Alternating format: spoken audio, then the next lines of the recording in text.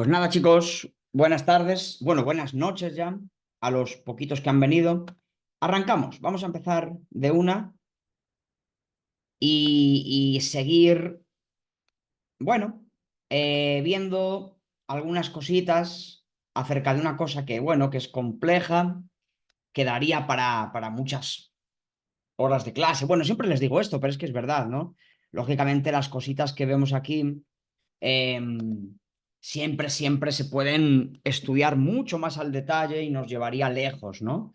En muchas horas de estudio, ¿no? Imaginen el movimiento del Renacimiento, se puede enfocar desde la pintura, desde la arquitectura, desde la política, desde la religión, mm, desde los viajes, que era la época de los grandes viajes, como les decía el otro día, desde la economía, en fin, uno, créanme que eh, esto de la historia es una cosa amplísima que requiere miles de horas de estudio si uno quiere empaparse de verdad, pero bueno, lógicamente aquí tampoco estamos en una materia de historia del arte o de historia de la política, entonces vamos a lanzar ahí unas cuantas pinceladas. Ya vimos el otro día un poquito, ¿no? Cuáles eran las cosas más, bueno, algunas de las cosas que definen al Renacimiento, vimos el tema del humanismo, ¿no?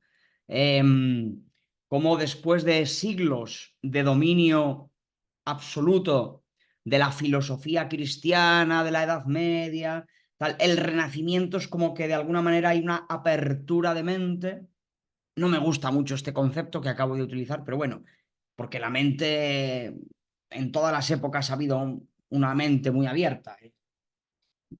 Esto siempre que, o sea, cuando uno se pone a estudiar historia, hay que tener humildad, porque eh, los hombres y las mujeres de hoy nos creemos muy listos. Y a lo mejor resulta que no somos tan listos, ¿no? Nos creemos muy, o sea, siempre tenemos ese aire de superioridad, de creernos más listos que nuestros antepasados, que nuestros abuelos y tatarabuelos. Porque claro, como nosotros vivimos en la época de WhatsApp y de TikTok y de Instagram y subimos aviones y tenemos internet, nos creemos muy listos, nos creemos más listos que los hombres del pasado. Y a lo mejor no somos tan listos, ¿no? Porque realmente vivimos en una sociedad, chicos, chicas, infantil. Nos están infantilizando, nos están haciendo tontos, ¿no? Nos creemos muy listos porque manejamos muchas aplicaciones. Ahora ya el último invento para hacernos definitivamente imbéciles es el chat GTP. Pues muy bonito. Y la inteligencia artificial es la que hace las imágenes, pues nada. ¿Para qué queremos diseñadores? ¿Para qué queremos dibujantes? Ilustradores? Que las máquinas lo hagan todo, ¿no? Ya no somos capaces ni de escribir un texto. Le decimos al chat, hazme un texto sobre no sé qué vaina. Pues ya está. Y nos creemos más listos. Nos creemos más listos que los hombres de hace siglos, porque tenemos chat GTP. Ay, qué lástima de humanidad. En fin, hoy estoy pesimista. Entonces, pero bueno, esto lo digo porque es verdad que uno siempre tiene la tentación de creerse superior, porque como estamos en el siglo XXI, pues mira, en el siglo XXI somos imbéciles, aunque tengamos muchas maquinitas, muchas maquinitas. Bueno, muy bien. Bien, ¿por qué estaba diciendo esto? Ah, bueno, sí, porque el Renacimiento es verdad que hubo una transformación cultural muy amplia. Veníamos de la edad, de la llamada Edad Media, filosofía cristiana a toda máquina, religión, Dios, la Iglesia Católica, y el humanismo es la nueva filosofía de estos. Acuérdense que aquí estamos en el siglo XV, siglo XVI, y el Renacimiento hay esa apertura de volver a considerar que, bueno, que Dios es muy importante, pero el ser humano también. Ya lo vimos el otro día, no lo vamos a repetir, ¿no? Pico de la Mirándola les ponía este ejemplo de filósofo humanista del Renacimiento. Bueno, eh, nada, vimos, evidentemente, el Renacimiento, lo primero que nos viene a la cabeza es que es recuperar hasta cierto punto muchas cosas de la antigüedad, el mundo antiguo de los griegos que había quedado más o menos olvidado, hay un resurgir de un interés por la cultura griega, y aquí se ve un poco en el hombre de Vitruvio. Leonardo da Vinci plasma aquí el ideal, esto es un ideal griego absoluto. La idea de proporción, de armonía, es una recuperación del mundo antiguo, ¿no? Entonces, bueno, en la pintura ya vimos que surge la perspectiva, que es un descubrimiento que tiene que ver con la geometría, con la óptica y también con la pintura. La historia de la pintura cambió para siempre. Bueno, esto es lo que vimos el otro día, ¿no?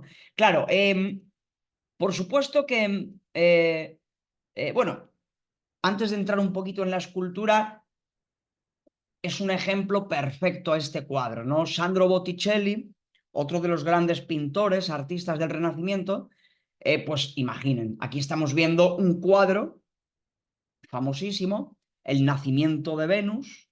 Ya saben, Venus, la diosa del amor, del erotismo, del sexo, de la sensualidad, del placer, en fin, de la fertilidad, bueno, todo lo que tenga que ver con la carne, con el sexo, con el placer, el erotismo, hay varias connotaciones, ¿no?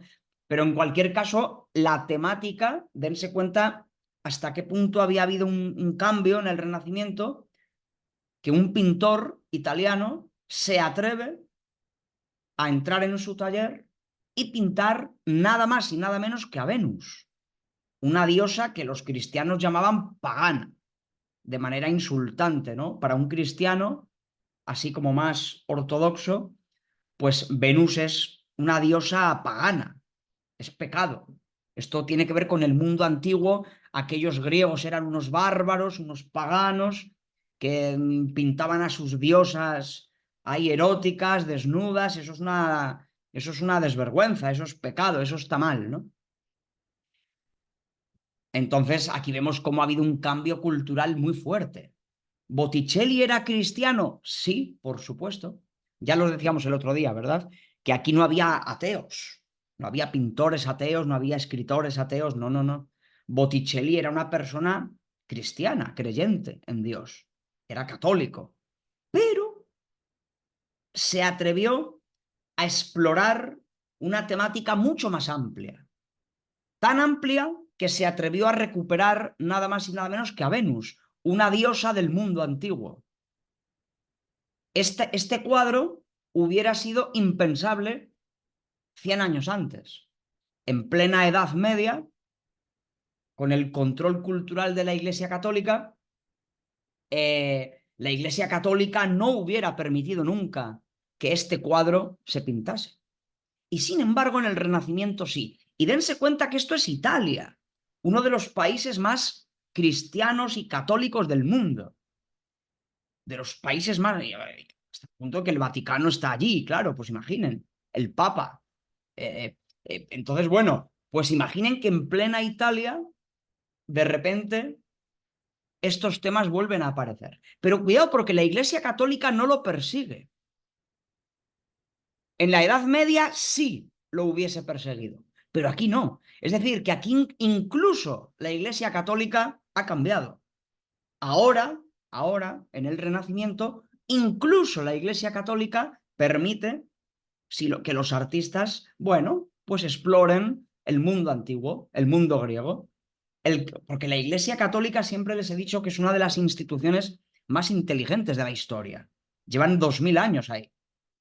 La Iglesia Católica sabe manejar los tiempos, sabe adaptarse a las nuevas circunstancias. Y ya vimos el otro día que es la Iglesia Católica la que en la Edad Media inventó las universidades, acuérdense, las más antiguas del mundo, Salamanca, Oxford.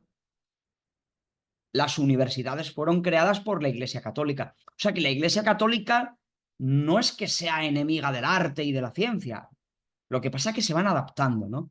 Y es verdad que en la Edad Media no hubiesen permitido nunca que un artista se atreviese a pintar a Venus, pero la magia del Renacimiento es que todos estos temas se mezclaron. Y un artista podía estar pintando a la Virgen María, y 4 meses después pintar el nacimiento de Venus, semidesnuda. El mismo artista, no tiene problema. Esta es la grandeza del Renacimiento, ¿no? Cómo se mezclan los temas religiosos católicos, cristianos, se mezclan con lo griego, ¿no? Maravilloso. Bien, claro, la escultura tal vez sea la rama del arte donde se ve más claramente el resurgir, ¿no? Y claro, el resurgir del mundo griego, quiero decir. Y el artista más célebre, famoso, mítico, es Miguel Ángel, ¿no? Uno de los genios más impresionantes de la historia. Aquí ven el David, ¿no? Mira, esto que estamos comentando de cómo en el Renacimiento se mezcla lo griego antiguo y lo cristiano es Miguel Ángel. Por un lado, Miguel Ángel tiene esta mítica escultura, el David. Como ustedes bien saben, David es un personaje bíblico, el que derrotó a Goliat, en fin. Y aquí vemos cómo un artista del Renacimiento utiliza un tema bíblico, David, pero utiliza el canon estético griego. Es una mezcla perfecta. David, de la Biblia, pero lo representa de una manera genial a través de la idea griega. Ahí ven ustedes ese David con un cuerpo hermoso, perfecto, proporcionado. Es la idea de belleza que tenían los griegos.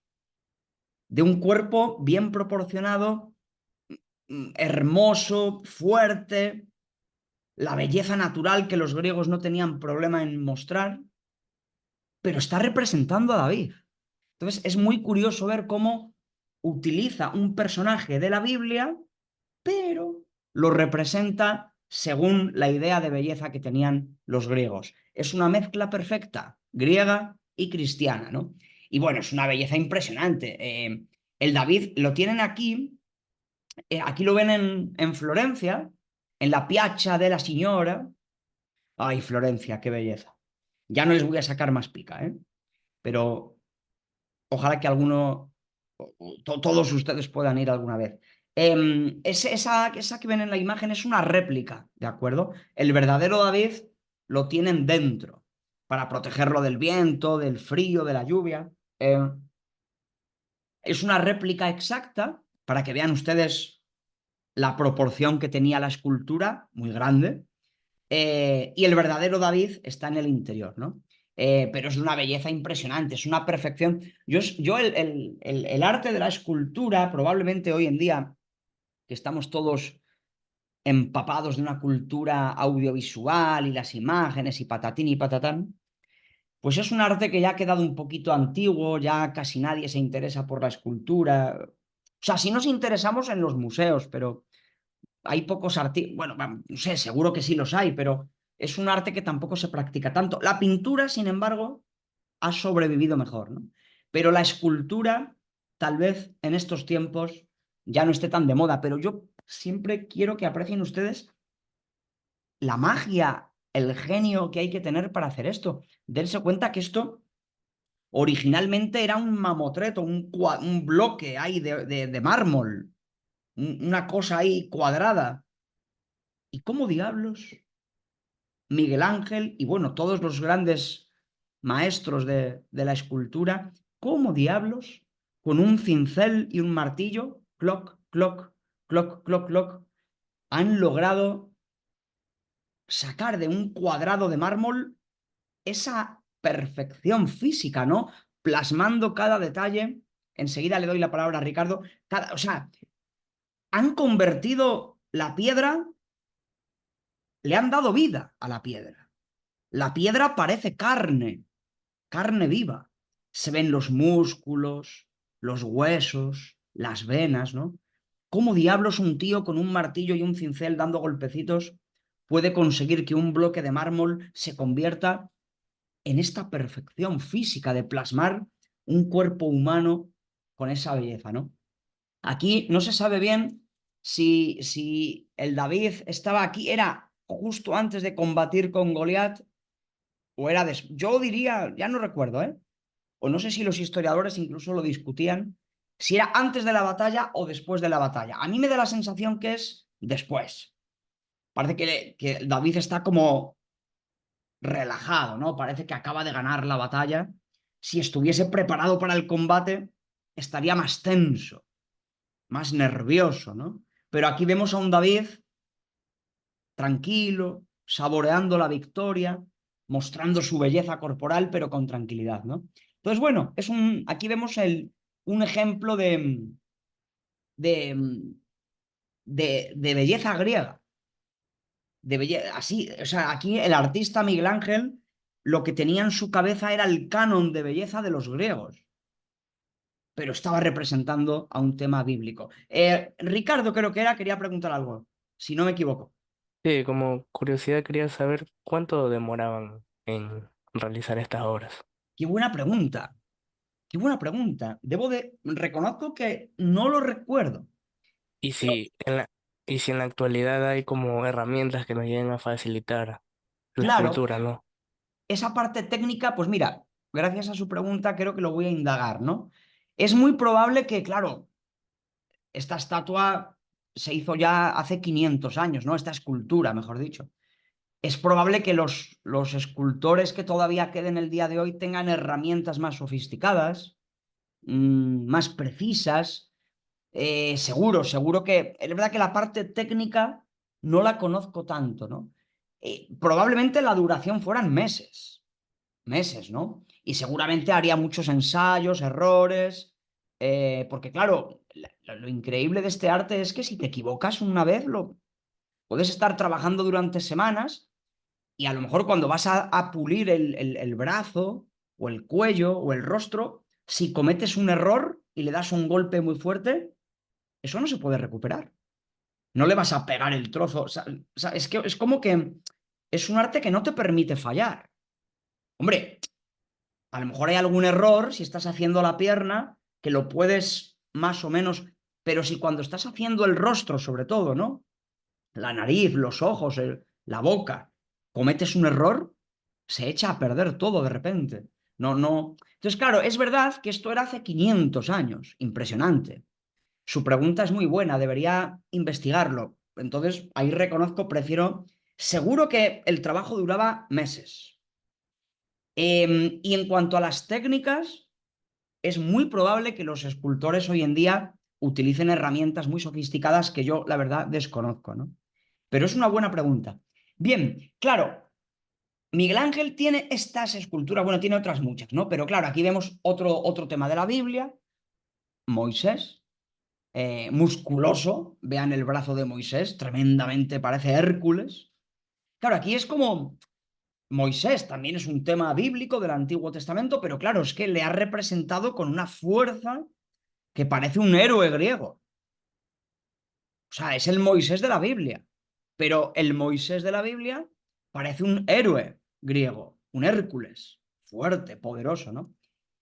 Ahí ven dónde está puesto el Moisés. Bien, yo les confieso que aquí, por ejemplo, porque Miguel Ángel tiene esta maravillosa escultura que es una de las obras de arte más importantes de la historia, para mí es una de las que más me conmueve, la piedad, ¿no? Qué maravilla. Esta escultura, les cuento que está aquí, ¿no? En la Basílica de San Pedro. La Basílica de San Pedro no es renacentista, es más bien barroca. Ya hablaremos más adelante de ello, ¿no? Pero simplemente es para mostrarles dónde está ubicada la famosa piedad, ¿no? Es verdad que esta foto, que no es muy buena, pero es la única foto que encontré en la que estaba vacía la plaza. Bueno, seguro que hay más, pero no encontré ninguna. Seguro que con la pandemia ha habido un montón de fotos. ¿Por qué digo esto? Porque normalmente esa plaza está llena de turistas, ¿no? Yo cuando estuve en Roma, pues impresionante. Para poder entrar dentro de la basílica, eh, tardamos un par de horas, hacía un calor impresionante, yo me quería morir, casi me voy al hotel porque me estaba insolando, bueno, comprando por ahí una botella de agua, me iba a deshidratar y yo quería entrar perdón, quería entrar a la basílica, precisamente maldita no es un lugar hermosísimo. Digo maldita porque yo me estaba cabreando ya, porque me estaba a punto de desmayar por el sol, pero resistí y mereció la pena. Es un lugar increíble. Por aquí ven donde está el mouse, el cursor del ratón. En ese edificio, como ustedes saben, ahí son los aposentos del Papa, el sumo pontífice, vive ahí. Ahí tiene su depa, el Papa. Y es verdad que hacía un calor tremendo, era el mes de agosto, que es cuando más calor hace, julio, agosto, un calor horrible en Italia. Y yo casi me dio una insolación, que lo digo en serio. Pero resistí y entré. Y es interesante, porque claro, cuando entras, no sé ahora dónde estará ubicada, imagino que está en el mismo sitio. Según entras a la basílica por esta puerta de aquí, donde está el mouse, entras, y es verdad que cuando uno entra, pues claro, uno queda sorprendido por la vista de la basílica por dentro, que es una obra de arte monumental, mires a donde mires, hay cosas increíbles que ver. Pero claro, yo de repente descubrí la piedad. Qué maravilla. Los turistas no la descubrieron, o sea, es como que la gente entraba y se iba por ahí a ver otras cosas, porque allí hay tantas cosas que ver que es un... O sea, y la gente iba por ahí, tal. Pero yo de repente me di cuenta que casi nadie se daba cuenta de que entrando a mano derecha estaba la piedad. Y yo no sabía que la piedad estaba ahí dentro, pero no pensé que me la fuera a encontrar. Y fue un descubrimiento increíble. Además, luego es verdad que llegaron más turistas, pero los primeros minutos estuve yo solito, ¿no? Y les confieso que no sé si era por la insolación que me había dado en la cabeza o qué sé yo, tuve algo parecido a una sensación religiosa, una cosa ahí, porque es una cosa, es maravillosa. Esta escultura representa uno de los momentos más emblemáticos del cristianismo, ¿no? El momento en el que la Virgen María recoge el cadáver de Jesús cuando ha sido ya ejecutado, asesinado de una manera violentísima, ¿no? En la cruz. Y es cuando le entregan el cuerpo de Jesús, ¿no? Y es ese momento el que quiso plasmar. Y es genial. La, la escultura es de 360 grados, es decir, no es una escultura, por ejemplo, esta de Moisés está preparada para que la escultura está pegadita, digamos, a una pared, tú no le puedes ver a Moisés por detrás, pero aquí sí, es una escultura de 360 grados, no está pegada a una pared, tú puedes recorrer en círculo y si, o sea, es absolutamente maravillosa. Si tú vas por detrás, pues le ves la cabecita a la Virgen y le ves el manto, o sea, no es que haya no es una escultura que esté diseñada para ir pegada a la pared, sino que puedes rodearla, ¿no? Y de verdad que es conmovedora, muy conmovedora. Yo digo, ya no sé si es porque estaba insolado y estaba con mi cabeza nublada, pero yo tuve ahí una experiencia que fue una experiencia estética, claro, pero al mismo tiempo que estética fue una experiencia algo parecido a religiosa. Es conmovedora, ¿no? Es una belleza impresionante. Fíjense en el rostro de María. Por eso es la piedad, ¿no? Primero la parte técnica, ¿no? La parte técnica, es decir, cómo lo que estábamos hablando hace unos minutos, ¿no? Cómo Miguel Ángel pudo convertir una piedra en este rostro tan hermoso, sublime, el rostro de María, ¿no? De una belleza imponderable. O sea, es como, ¿cómo consigues eso? Hay que ser un genio para el mármol convertirlo en esto. A golpecitos de martillo, clic, clic, clic, ir moldeando el mármol hasta lograr plasmar el rostro de María mientras recoge el cadáver de Jesús. Ese rostro de piedad, de tristeza. Y fíjense, a mí también sé el rostro de Jesús, por supuesto. Es un rostro hermosísimo. Ya veremos cómo el barroco que vino después, ya hablaremos de ello, no me quiero adelantar, representó a Jesús de una manera mucho más cruda. Un Jesús al que habían machacado a golpes. Bueno, sin embargo, aquí Miguel Ángel representó a Jesús con un rostro sereno. Está muerto.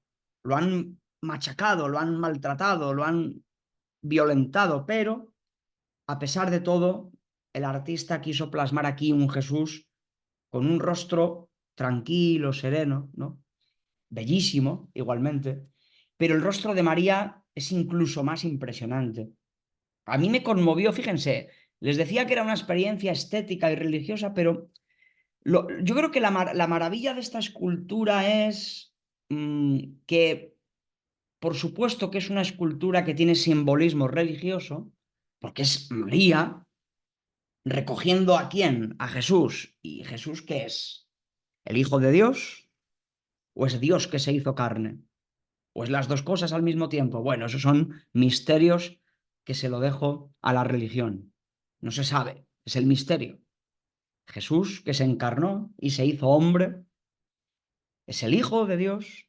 ¿Es Dios que envió a su Hijo a la tierra? ¿O es el mismo Dios que se encarnó? Bueno, ese es el simbolismo religioso. Pero lo conmovedor de esta obra es que, en realidad, también está plasmando algo muy humano. Es el rostro de una madre al que le han arrebatado a su hijo. Es decir, esta obra tiene dos partes, ¿no? Tiene una parte claramente religiosa, cristiana, católica, es la Virgen María y es Jesús de Nazaret. Esa es la parte religiosa, pero al mismo tiempo es el rostro de una mujer joven a la que le han asesinado a su hijo y tiene a su hijo en brazos. El cadáver de su hijo muerto, si es un cadáver está muerto, perdón por la redundancia, a su hijo muerto en brazos. Entonces, podría ser el rostro de cualquier madre. Es una obra maravillosa porque al mismo tiempo que religiosa, es humana. Es el dolor infinito, la ternura infinita, la melancolía infinita de una madre, cualquier madre, a la que le han asesinado a su hijo. ¿Es María? Sí, pero podría ser cualquier otra madre, cualquier madre humana. Esa es la magia de esta obra, ¿no? Aparte de la belleza técnica, que es una cosa increíble, cómo diablos puede un tío meterse en un taller y lograr que una piedra, un mármol, se transforme en lo que están ustedes viendo. Es una obra de arte impresionante. Luego yo me acuerdo que ya, pues, lógicamente estuve varias horas ahí dentro, ahí muerto de cansancio, porque luego ahí el Vaticano tiene un museo y hay millones de obras de arte ahí dentro, es una cosa impresionante. Pero a mí la que más me conmovió, pues fue esta, ¿no? Entonces, bueno, aquí vemos, esto es el Renacimiento, ¿no? Esa mezcla de cristiano y pagano. Por aquí les pongo más obras, pero bueno, esto ustedes lo pueden ver. Fíjese, otro artista menos conocido es Gian Bologna, este tío, italiano también, que hizo a Hércules peleando con el centauro, ¿no? Esta es una obra mucho más violenta. Fíjense el detalle de los músculos.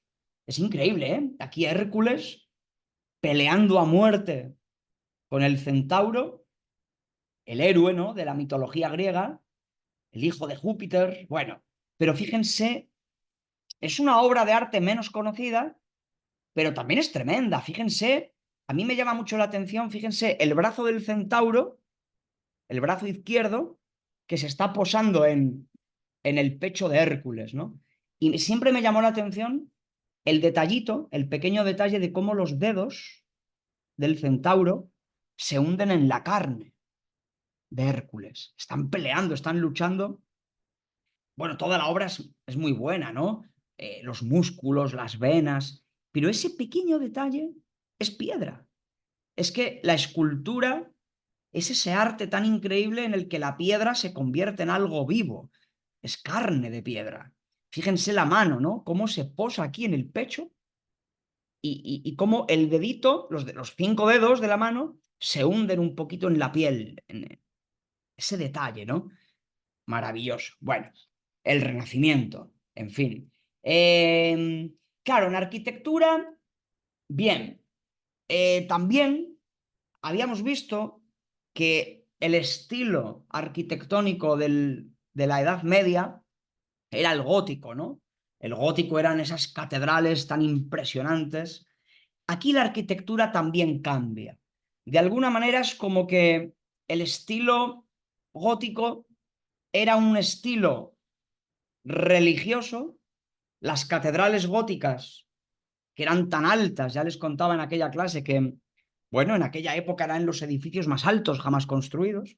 Hoy en día estamos acostumbrados a los rascacielos, pero las catedrales góticas, nunca antes el ser humano había hecho unos edificios tan altos. Eran unas catedrales increíbles que estaban plasmando un pensamiento religioso, ¿no? Sin embargo, ahora en el Renacimiento, los templos, las iglesias, se hacen más. Hay un cambio de estilo, ¿no? Es como que de alguna manera, aquí ven, por ejemplo, ¿no? Esta es una iglesia muy representativa del Renacimiento. Está en Florencia, se llama Santa María Novella. Eh, la fachada es obra de León Battista Alberti, arquitecto, poeta, matemático. Aquí ven cómo los genios del Renacimiento son artistas y al mismo tiempo científicos, ¿no? Este Battista Alberti, uno de los más célebres de aquella época, aunque bueno, hubo muchos, ¿no? Ya ven, era un tipo dedicado a las matemáticas, pero se dedicaba a las matemáticas y a la poesía. Y al mismo tiempo era arquitecto. Increíble, ¿no? Arquitecto, poeta y matemático. Pues bien, ahí ven un ejemplo de una iglesia, un templo del Renacimiento. Son templos que son como, no tienen la verticalidad tan bestia, esa verticalidad tan impresionante que tenían las catedrales góticas. De alguna manera es como que las iglesias góticas o las catedrales estaban pensadas para engrandecer a Dios, por eso eran tan altas, para expresar la trascendencia divina, eran catedrales que simbólicamente querían llegar al cielo, mientras que ahora, en el Renacimiento, las catedrales, las iglesias tienen una proporción más moderada, más pegada a la tierra. De alguna manera, la catedral gótica estaba pensada para impresionar al hombre. La catedral gótica estaba pensada para decirle al hombre qué chiquitito eres en comparación con lo grande que es Dios. Dios es grande, tú eres chiquitito. Dios es poderoso, tú eres un pequeño hombre que... Entonces, la catedral gótica transmitía ese pensamiento, el pensamiento de que el ser humano es nada. El ser humano es un pequeño insecto chiquitito que se tiene que arrodillar ante el poder divino que es absoluto y poderoso, ¿no? Eso era el pensamiento de la Edad Media. Por eso las catedrales góticas estaban pensadas para engrandecer a Dios y que el hombre se sintiese chiquitito. Sin embargo, en estas iglesias, que son iglesias cristianas, católicas, por supuesto, pero son unas iglesias cuyas dimensiones son más proporcionadas, para no humillar al hombre, para que el hombre no se sienta humillado ante Dios, sino que el hombre entre a un templo y diga, bueno, soy cristiano, pero tampoco me tengo que considerar un insecto que no valgo nada, ¿no? Bien, hay muchas, ¿no? Aquí ven otra iglesia italiana, renacentista. Es verdad que la más famosa de todas es esta, que también es alta, ¿eh? Pero no tan alta como las catedrales góticas. La Catedral de Santa María de Fiore, una maravilla absoluta. Fíjense qué perspectiva de, de Florencia al atardecer, con las luces de la noche. ¡Ah, qué maravilla!, ¿no? Italia. Y luego, qué bien se come en Italia, qué rico está todo. Gente guapa, todos, son todos guapos, y las chicas, los chicos, maravilloso. Bien, claro, allí el héroe de la ciudad es Brunelleschi, Filippo Brunelleschi. Igual, típico hombre del Renacimiento, ¿no? Brunelleschi era poeta, arquitecto, matemático, y Brunelleschi, que además su tumba está dentro de la catedral, le tienen ahí enterrado al señor Brunelleschi porque, bueno, es un símbolo, un icono, un emblema para Florencia, ¿no? Él fue el que diseñó la grandiosa cúpula. Ahí ven. Fíjense qué maravilla, ¿no? es impresionante. Florencia es una cosa asombrosa, ¿no? Em, que aquí viene una perspectiva. Les cuento como anécdota también, cuando yo estuve allí, yo estuve en Italia, he estado 2 veces. Una de las veces yo era muy joven, yo creo que tenía la edad de ustedes cuando estuve allí. Sí, yo creo que tenía 21, 22 años, ¿no? Más o menos como ustedes. Bueno, no sé qué años tienen ustedes, pero bueno, yo tenía 22. Y, y fui con amigos, ese viaje fue con amigos, bueno, pues ya saben ustedes, con 22 años, pues claro, pues también nos tomamos nuestras cervecitas, esas cosas, ¿no? Y es verdad que teníamos un poquito de chuchaqui, yo y mi grupo de amigos, y estábamos por ahí, al día siguiente teníamos chuchaqui, pero estábamos paseando por la ciudad, viendo esas calles tan hermosas, paseando, y por supuesto fuimos a la catedral. Y claro, mis amigos les dio pereza porque se puede subir arriba, se puede subir a la cúpula, ¿no? Mis amigos les daba pereza subir. ¿Ven el mouse? ¿Ven ahí el mouse? Ahí se puede subir. A ese piquito de arriba de la cúpula, ¿no? Aquí arriba. Qué maravilla. Claro, y, y hay que subir un montón de escaleras en un pasillito así, estrecho, da un poco de claustrofobia, porque es una escalera que va haciendo así como un caracol y vas ahí atravesando una estrechez. Si eres claustrofóbico, te recomiendo no subir, ¿no? Y además da mucha pereza. Hay que subir muchos escalones, así dando vueltas por un pasillo estrecho. En fin, mis amigos no querían subir. Y curiosamente yo, que soy un vago, fui yo. Me pudo el instinto estético, artístico, y dije, hay que subir. ¿Cuándo vamos a estar otra vez en Florencia?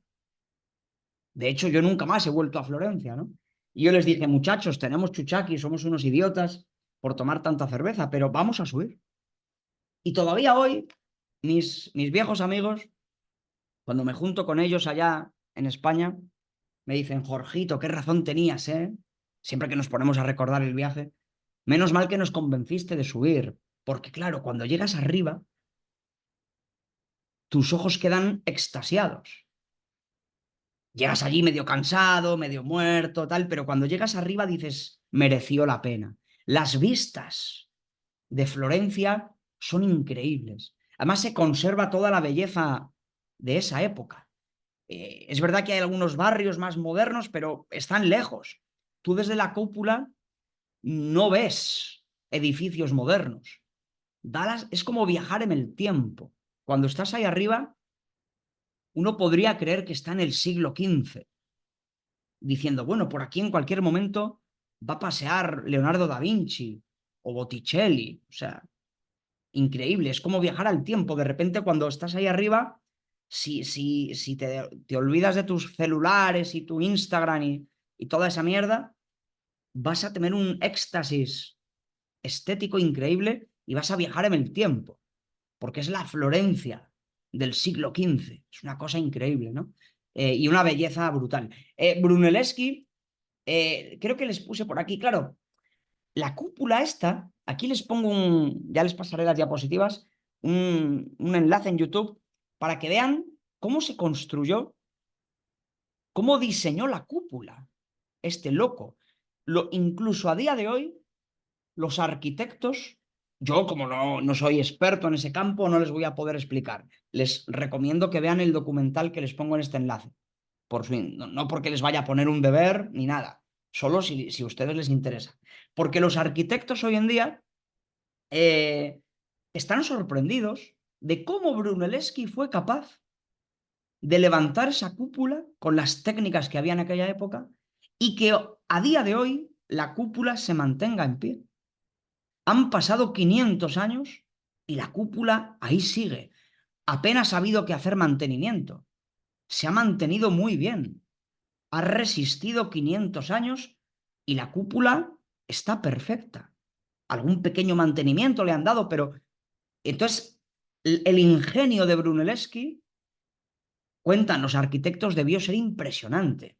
Cómo reforzó la estructura, en fin, lo hizo de tal manera que a pesar, o sea, por un lado, supo combinar la belleza, porque fíjense ustedes que qué iglesia, qué templo tan increíble, con el diseño arquitectónico brutal, ¿no? Bien, ¿qué más cosas?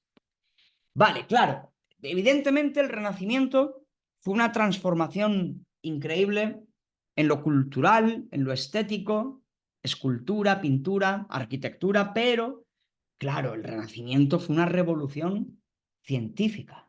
Es la época de Galileo Galilei y fue una verdadera revolución, ¿no? Claro, eh, la ciencia tal como la entendemos hoy empezó aquí. Aquí hubo una verdadera, es que la palabra adecuada para explicarlo es esa, una revolución. No significa que antes no hubiese habido ciencia. Desde el mundo antiguo se ha investigado la naturaleza, ha habido medicina, ha habido matemáticas, pero hay aquí un resurgir. Galileo es el científico más famoso del Renacimiento, físico, matemático, pero evidentemente no fue el único, hubo otros muchos que trabajaron para hacer una revolución en todos los campos, en la física, matemáticas, astronomía. Fue impresionante, ¿no? Y esta revolución tiene tres puntos, ¿no? Que son estos: matematización, mecanicismo, experimentación. Claro, ¿cuál es el primer punto? Matematización, por el que surge la ciencia moderna, es eso, ¿no? Ahora el mundo natural, y esto es una idea que manejaba Galileo, empieza a entenderse matemáticamente. Si se acuerdan ustedes, esta idea ya la había tenido Pitágoras. Pitágoras, que es del siglo VI antes de Cristo. Acuérdense de las primeras clases, bueno, de cuando hablábamos de Grecia, que ya Pitágoras había tenido la idea de que las matemáticas eran la llave a través de la cual podíamos entender el mundo. Acuérdense, ¿no? Pitágoras decía que las estrellas producen sonido cuando se mueven, los planetas, la música celestial de las esferas, porque es matemáticas. Bueno, ya, esta es una idea pitagórica, nada más y nada menos que en el siglo VI, antes de Cristo. Pero es verdad que aquella idea del viejo Pitágoras había quedado en el olvido. Y ahora, en el Renacimiento, Copérnico, Galileo, Kepler, todos los grandes físicos y matemáticos de esta época vuelven a rescatar la idea de Pitágoras. Galileo dice: Pitágoras tenía razón. Pitágoras tenía razón. Las matemáticas son la clave. El mundo es un libro gigantesco. Esto es una idea que tenía Galileo. Decía: mira, la naturaleza, el universo, toda la realidad es un gigantesco libro que tenemos que saber leer. Y ese libro está escrito en un idioma. ¿Qué idioma es ese? Las matemáticas. Por lo tanto, decía Galileo, la única manera que tenemos de comprender cómo funciona la naturaleza es aprendiendo el idioma en el cual está escrito ese libro. Es el idioma de las matemáticas. Cuando aprendamos ese idioma, el idioma matemático, podremos leer el universo. Esta es una idea que viene de Pitágoras, pero que ahora todos estos grandes científicos modernos del Renacimiento, Copérnico, Galileo y tantos otros, recuperan esa idea. Claro, hay que aprender matemáticas porque las matemáticas son las que nos abren la interpretación del universo. Gracias a las matemáticas podremos entender todas las leyes físicas, todos los fenómenos naturales, todo lo que existe en el universo, los planetas, el movimiento de todo, de la atmósfera, los fenómenos naturales, el océano, todo hay que estudiarlo matemáticamente. Y esa es la clave, ¿no? Otro punto es el mecanicismo. ¿Qué significa esto? Esta es la época en la que se empieza a entender que de alguna manera el universo es como una gigantesca máquina. En aquella época se usaba la metáfora del reloj. el reloj entendido como un mecanismo. Lo que se decía es, el universo entero es una máquina. Y para entender, ustedes imaginen cualquier tipo de máquina, ¿no? Tú tienes una máquina y una máquina tiene piezas, funciona con una serie de movimientos, de pautas. Hay que descubrir cómo funciona la máquina. Pues ahora imaginen que no es que sea una máquina chiquitita, sino que todo el universo es una máquina. Los planetas, las estrellas, todo lo que hay aquí en la Tierra, todo es una máquina. Hay que entender cómo funciona la máquina. Entonces la ciencia, a través de las matemáticas, a través de la mecánica, a través de la física, etcétera, etcétera, hay que descubrir las leyes de la naturaleza. Y esas leyes son como las leyes de una máquina. Si tú descubres cómo funciona la máquina, descubres y explicas por qué suceden las cosas que suceden, ¿no? Aquí vemos cómo, a través de esta revolución, empiezan a quedar fuera todas las ideas que tienen que ver con explicaciones sobrenaturales. Lo sobrenatural no existe. Dense cuenta lo que significa sobrenatural. No, estos científicos dicen, señores, solo existe lo natural. Eso de lo sobrenatural es una pendejada. Eso de la magia, las fuerzas ocultas, no, no, no, no.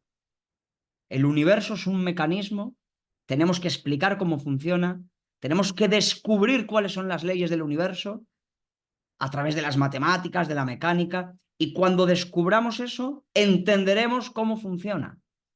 Por lo tanto, aquí ya no caben las supersticiones.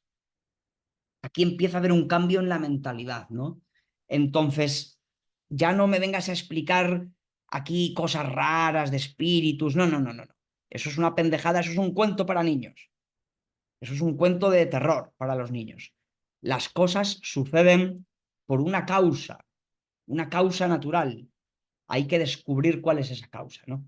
Bien, y el otro punto es la experimentación. Es decir, es aquí cuando por primera vez empieza a haber experimentos. En el sentido de, mira, si tú tienes una hipótesis, tienes que demostrarla empíricamente. ¿Qué significa esta palabrita empíricamente? Hay que demostrarla con la experiencia de un experimento. Y entonces en esta época empiezan a surgir pues todos los experimentos físicos para intentar descubrir las leyes, ¿no? No sé si tú tienes una idea sobre la temperatura, el gas, el agua, tienes que hacer un experimento para intentar probar que tu hipótesis es correcta, ¿no? Entonces, de alguna manera, explicado de una manera muy rápida, la revolución científica moderna queda definida de una manera muy resumida. Este tema es mucho más complejo, tendríamos que entrar en muchos detalles, pero bueno, así a grandes rasgos, la revolución científica del Renacimiento se explica por estos tres puntos más o menos. Matematización, la idea de Pitágoras, todo se explica matemáticamente, el mecanicismo, el universo es una máquina, y la experimentación. ¿De acuerdo? Entonces, esto es interesante. Claro, es interesante decir que estamos también en la época de los grandes... O sea, ¿cómo decirles esto? 5 minutos más. La ciencia no solo se hace con ideas, la ciencia se hace con aparatos. Los grandes aparatos, los más mitológicos, o sea, los más emblemáticos, quiero decir, son el telescopio y el microscopio. Claro. Galileo, por ejemplo, fue el primero que lanzó la hipótesis de que la luna tiene montañas. Claro, si tú ves la luna llena, se ve que tiene manchas, ¿no? Si ustedes se han fijado en la luna, ve que la luna es un disco ahí, pero tiene sus manchitas. Claro, durante muchos siglos se creyó que la luna era una superficie lisa, como si fuera la superficie de un plato, de una mesa, lisa. Pero claro, cuando se descubre el telescopio, uno puede ampliar la visión y Galileo se dio cuenta de que esas manchas que vemos en la luna no es que sean manchas, es que son grandes montañas, cordilleras. Hay montañas mucho más altas que el Chimborazo en la Luna, montañas descomunales. Y esas son las manchas que vemos, ¿no? Entonces, bueno, es un ejemplo de cómo los aparatos técnicos nos ayudan a conocer el mundo. Y eso, la ciencia va unida a las técnicas. Microscopio igual, ¿no? Imaginen cuando se empezó a usar el microscopio y se fue perfeccionando, se abrió de repente un mundo nuevo, de ver los organismos, los microorganismos, ¿no? Las células, los microbios, las bacterias, todo eso que el ojo humano no puede ver, y de repente con un aparato técnico descubres ahí un mundo nuevo, el mundo de los organismos que además nos pueden matar, porque no es cualquier cosa. El mundo de los virus, de las bacterias, de los microbios, que el ojo humano no ve, pero que durante siglos han estado ahí asesinando al ser humano, con pandemias, epidemias, incluso a día de hoy nos siguen matando, ¿no? Pero entonces hay que tener en cuenta eso, ¿no? Ahí vemos, por ejemplo, en esta diapositiva muy simpática, vemos a un Galileo explicándole a un sacerdote lo de la luna, ¿no? Me hizo mucha gracia cuando descubrí esta imagen. Al señor Galileo diciéndole a un sacerdote, mira, mira, gracias al telescopio hemos visto que la luna tiene montañas. Bueno, es solo un ejemplo, ¿no? Y a día de hoy ni les cuento. Los científicos hoy viven rodeados de aparatos. Eh, Tú entras a un laboratorio científico y allí encuentras aparatos muy sofisticados de... Les digo esto porque la idea que tenemos a veces de la ciencia es un poco equivocada de nos imaginamos que los científicos son como unos genios que están ahí pensando en plan, a ver qué idea se me ocurre, soy un pensador. No, eso no funciona así. Los científicos trabajan con aparatos, con instrumentos, para medir la temperatura, para medir la velocidad, para un montón de cosas, ¿no? Entonces, bueno, el Renacimiento fue también una época de revolución técnica, donde surgieron un montón, ¿no? Y también, fíjense, aquí sucede algo interesante, ya voy terminando, ¿eh? Que es el tema de la alquimia, ¿no? Los alquimistas eran unos tíos raros, unos personajes extraños. O sea, hace un ratito, hace 5 minutos les decía que, bueno, que la mentalidad científica había dicho que no existe la magia, que todos esos son creencias estúpidas, supersticiones, el horóscopo, eso son huevadas, que si soy, ¿de qué signo del zodiaco eres? Soy Virgo o Capricornio o no sé qué, ya ni me sé, son 12, ¿no? Los 12 signos del zodiaco. Bueno, la astrología, ¿no? Creer que las estrellas influyen en nuestra vida. Bueno, eso evidentemente hoy sabemos que es una huevada absoluta. Si alguno de ustedes cree que el horóscopo es algo, pues créanme que usted cree en una huevada. Eso es una estupidez monumental, eso es falso, eso es mentira. Hay millones de personas que todavía creen en eso. De ahí no, porque los Capricornios somos no sé qué, porque los Géminis somos, tú eres tonto y ya está, pues muy bien. Pues si quiere, o sea, es como, y yo creo en los Reyes Magos, bueno, en fin.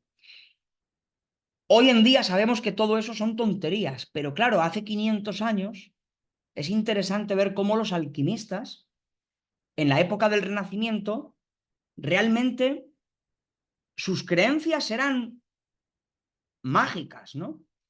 Y es verdad que nosotros no podemos creer en la magia a día de hoy. Por ejemplo, ellos pensaban que haciendo ciertas cosas podías transformar el hierro en oro, la piedra filosofal, en fin, una serie de creencias mágicas que hoy en día nos parecen tonterías. Pero claro, hace 500 años pues la cosa era más complicada, porque en aquella época había gente muy sabia, estos alquimistas eran unos tíos inteligentes, estaban todo el día leyendo libros, leían libros muy extraños de magia, ellos creían en el poder de las piedras, de los minerales, ¿no? Ellos creían, por ejemplo, que, no sé, que a través de ciertas piedras puedes curar una enfermedad, y sobre todo se empeñaban en buscar la manera de convertir el hierro en oro. Y hacían ahí un montón de experimentos extraños, leían libros muy raros, que querían mezclar el mercurio, mezclarlo con el hierro, mezclarlo con el cobre, no sé, me lo invento, pero hay un montón de libros que hablan de esto, ¿no? Entonces, claro, ¿qué sucede? Esto era pleno renacimiento, ¿eh? Todavía existían estos, eran una especie de magos, eran unos personajes que eran casi como de una secta, que se metían ahí en casas, pero lo interesante, lo divertido es que realmente estos alquimistas que practicaban la alquimia, que eran todas estas creencias que les estoy contando, ellos fueron los primeros químicos, porque al final resulta que estos señores son los que inventaron el laboratorio, la idea de laboratorio, la idea de me voy a meter aquí en un lugar, voy a mezclar aquí el hierro con el cobre, voy a echarle un líquido caliente, voy a... Al final, ellos tenían unas creencias que hoy nos parecen un poco tontas, porque son creencias mágicas que hoy en día sabemos que son tonterías, pero que en aquella época a ellos les sirvió para hacer un montón de descubrimientos con relación a los minerales, por ejemplo. Por lo tanto, de alguna manera, estos locos inventaron la química. Por supuesto que luego la química ha evolucionado hasta el día de hoy, pero los primeros químicos eran los alquimistas. Y estos locos eran una suerte de magos extraños, ¿no? Entonces, para que vean, les cuento esto porque me estoy con... O sea, esto se desmiente lo que acabo de decir yo hace 10 minutos, ¿no? Hace 10 minutos les estaba diciendo que la nueva ciencia prohíbe la creencia en la magia, en lo sobrenatural, en todas estas huevadas. Y es verdad. Aquí surgió por primera vez, con Galileo, con Copérnico, surgió la mentalidad científica. Pero claro, al mismo tiempo, tenemos estos personajes tan extraños, los alquimistas, que bueno, creían en cosas que hoy nos parecen tontas, pero fueron los primeros químicos, los que inventaron la idea de laboratorio, ¿no? Bien, ¿qué más? ¿Qué más? Bueno, ya voy terminando. Claro, esta es una época también, ya termino, 3 minutos. Es el renacimiento, aparte de todo lo que les he contado el otro día y hoy, de que son unos, o sea, es la época de la gran cultura, del arte, de la pintura, de un montón de cosas, pero también fue una gran época para los inventores, lo que hoy llamaríamos los ingenieros, ¿no? Hubo un montón de gente que se metió en los talleres a diseñar nuevos artefactos, a inventar, a inventar, a inventar cosas, cosas prácticas, nuevas máquinas, nuevos artefactos, ¿no? Surge la idea del ingeniero artista. Y claro, uno de ellos es el propio Leonardo da Vinci. Estos dibujos suyos son súper famosos, ¿no? La máquina para volar, ¿no? Al parecer nunca lo logró, pero Leonardo da Vinci, entre otras muchas millones de cosas, tuvo tiempo también de ser ingeniero, de ser un diseñador industrial, por así decir. Él quiso inventar una máquina para volar, ¿no? Y seguro que hizo experimentos. Espero que nadie saliese herido, ¿no? Porque, bueno, sabemos que una máquina para volar, pues, hasta que no se inventaron los aviones en el siglo XX, pues no se consiguió. Pero este chiflado genial ya quiso inventar una máquina para volar. Y aquí viene el diseño, seguro que hizo un montón de cálculos, de matemáticos, aerodinámica, ¿no? Para intentar inventar una máquina que cumpliese uno de los sueños que ha tenido siempre el ser humano, que es volar, y que hoy ya somos capaces de hacer. Pero el Renacimiento también fue la época de los inventores, ¿no? Aquí ven los famosísimos, o sea, qué maravilla, ¿no? Este documento escrito de puño y letra por el Leonardo da Vinci, con sus dibujos, sus cálculos, sus... ¡Qué maravilla! Y bueno, aquí les decía, ¿no? Que hay una revolución técnica. Y nada, para terminar simplemente con Vesalio, ¿no? Claro, termino con esto ya. En el Renacimiento, esa mezcla de lo artístico y lo científico se ve muy bien también en Andrés Vesalio. Vesalio era un gran médico, era un experto en anatomía humana, era un estudioso del cuerpo humano, era médico, era un médico que conocía cómo funcionan los músculos, los huesos, era un experto en anatomía humana, había hecho, en esta época se empieza a hacer autopsias por primera vez, o se empiezan a hacer de una manera más habitual, ¿no? Estudiar el cuerpo humano a través de cadáveres para ver cómo es el ser humano por dentro. Es la única manera de estudiarlo, ¿no? Ver cómo son los músculos, los huesos, los órganos, pues hacer autopsias. Bueno, pues este Vesalio era uno de los grandes médicos, era uno de los mejores médicos que había en aquella época, conocía a la perfección, pero lo interesante es que escribió un libro, un tratado, sí, un libro gordo, grande, llamado De la fábrica del cuerpo humano. Bueno, en latín era De Humani Corporis Fabrica Libri Septem, la fábrica del cuerpo humano, ¿no? Lo bonito es que él va explicando científicamente cómo es el cuerpo humano, pero le añade estas increíbles ilustraciones, ¿no?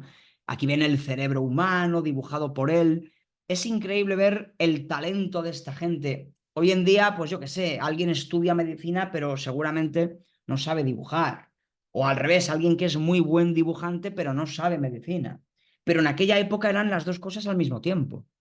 Vesalio era un médico anatomista maravilloso y al mismo tiempo era un dibujante brutal.